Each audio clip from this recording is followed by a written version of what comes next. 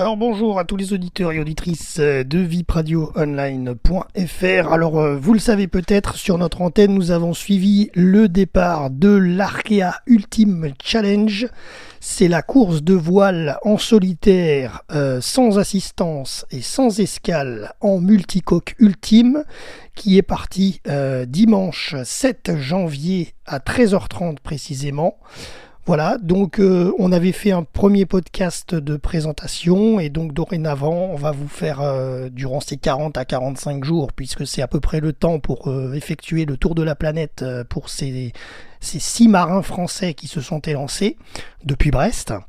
Donc on va vous faire régulièrement des petits points radio en podcast pour vous donner les infos de ce qui s'est passé ces derniers jours.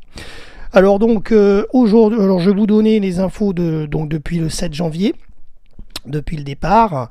On va faire un petit point. Donc le 7 janvier, c'était donc la première journée, c'était pas les premières 24 heures, mais c'était dans la première journée de course. Donc la flotte, le soir à 23h, en étant parti à 13h30, la flotte était déjà située le soir à 23h au milieu du golfe de Gascogne. Donc rendez-vous compte de la vitesse de ces multicoques géants. Le premier, c'était Anthony Marchand, suivi par Charles Caudrelier et Tom Laperche, troisième. Ils sont 6 au total. Ensuite, le 8 janvier, donc premier jour de mer, la flotte est située au large du Portugal. Voilà. Premier, c'était Charles Caudrelier, deuxième Armel Lecléac et troisième Thomas Cauville. Le 9 janvier, donc mardi 9 janvier, la flotte était située au nord de l'île de Madère. Et là, ça tourne encore au niveau des classements, c'est pas du tout fixé. Tom Laperche, premier, suivi par Thomas Cauville, deuxième, et Charles Caudrelier, troisième. Passons à la journée du 10 janvier, flotte divisée en 3. Les 5 premiers sont au large à l'ouest des Canaries. Éric Perron, 6e, distancé de 328 000, se situe dans l'archipel des Canaries. Tom Laperche, premier, Charles Caudrelier, deuxième, Thomas Cauville, troisième. Le 11 janvier 2024, flotte scindée en 3 parties désormais. Les 4 premiers sont au large à l'ouest du Cap-Vert. Laperche premier, Caudrelier deuxième, Lecléac troisième, Cauville quatrième, Anthony Marchand cinquième est au nord-ouest du Cap-Vert à 157 milles de Laperche. Et Éric Perron est sixième au sud des Canaries, à 394 milles de Laperche. Allez, nous passons à la journée de vendredi 12 janvier. Flotte scindée désormais en 4 parties. Les 2 leaders, Tom Laperche et Charles Caudrelier, sont au sud-ouest du Cap-Vert et descendent plein sud en direction de Fortaleza au Brésil.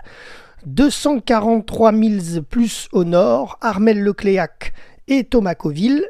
Anthony Marchand, 5e à l'ouest du Cap-Vert. Et Éric Perron, 6e, ferme la flotte au nord du Cap-Vert. Passons à la journée du 13 janvier 2024, samedi, 6e jour de course. Tom Laperche et Charles Caudrelier sont premier et deuxième au nord de l'île de Fernando de Noronha. Ils sont désormais en Atlantique Sud. L'Équateur est derrière eux. Et Thomas Cauville, 3e, est à 316 000, un peu plus au nord, suivi de très près par Armel Lecléac, qui est 4e. Anthony Marchand, 5e au large sud-ouest du Cap-Vert et Éric Perron, 6e au nord du Cap-Vert. Passons à la journée de dimanche 14 janvier. La flotte s'étend de Salvatore au Brésil jusqu'au Cap-Vert, c'est-à-dire 1630 milles d'écart. Donc ça commence à s'allonger.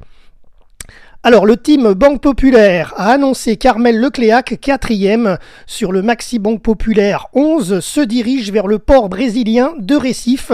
Il doit réparer le balcon situé à l'avant de la coque centrale et remettre en place l'armure de Jenneker endommagée avec le J0 quelques jours plus tôt en Atlantique Nord. Le multicoque est donc attendu à Recife tôt lundi matin 15 janvier par une équipe technique. D'un point de vue juridique, le règlement de la course autorise les arrêts techniques s'ils durent un minimum de 24 heures de pénalité.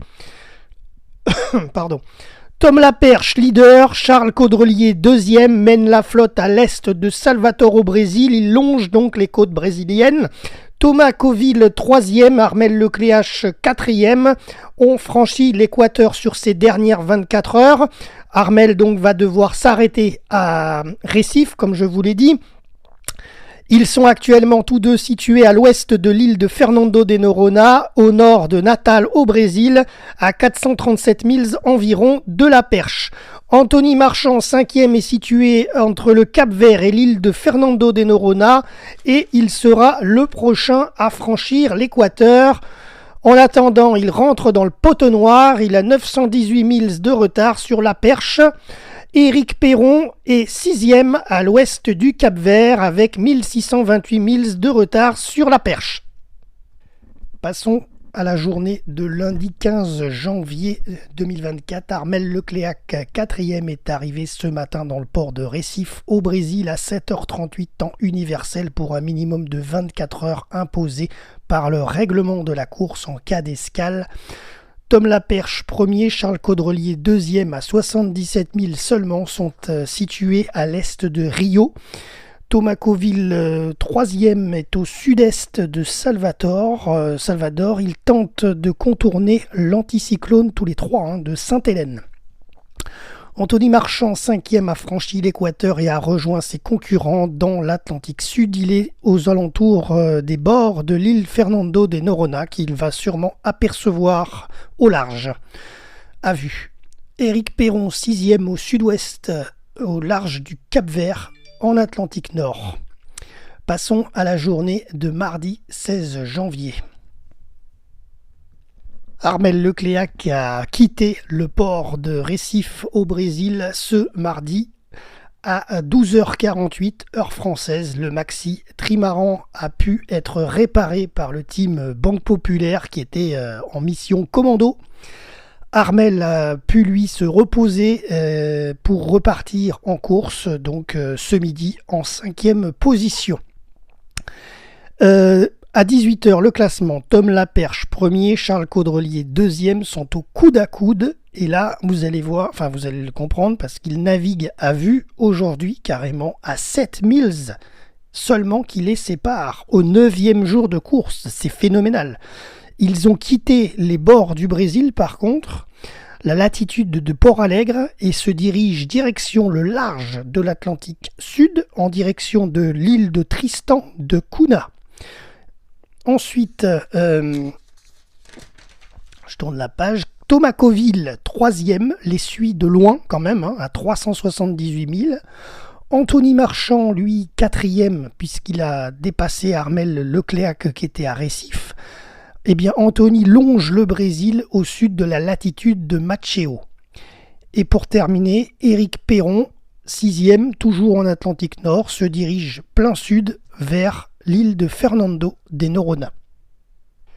Concernant la journée de mercredi 17 janvier, voici le classement à 19h. Charles Caudrelier a pris la tête de la flotte, suivi à 76,5 milles par Tom Laperche. Ils sont tous les deux situés à l'ouest de l'île de Tristan de Cunha, qu'ils vont passer dans la nuit. Thomas Coville, troisième, les pourchasse, un peu plus à l'ouest, à 459 milles de Caudrelier.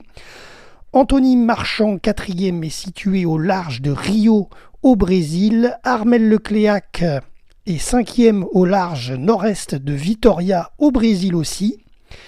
Et pour terminer, Éric Perron, sixième, a franchi aujourd'hui l'équateur, tout juste ce soir en fin de journée, et se situe au nord de l'île de Fernando de Noronha. C'est la fin de notre podcast concernant ce débrief et ce point sur la course Arkea Ultimate Challenge. À bientôt pour un prochain débrief. Jérôme, vipradioonline.fr, RVPB.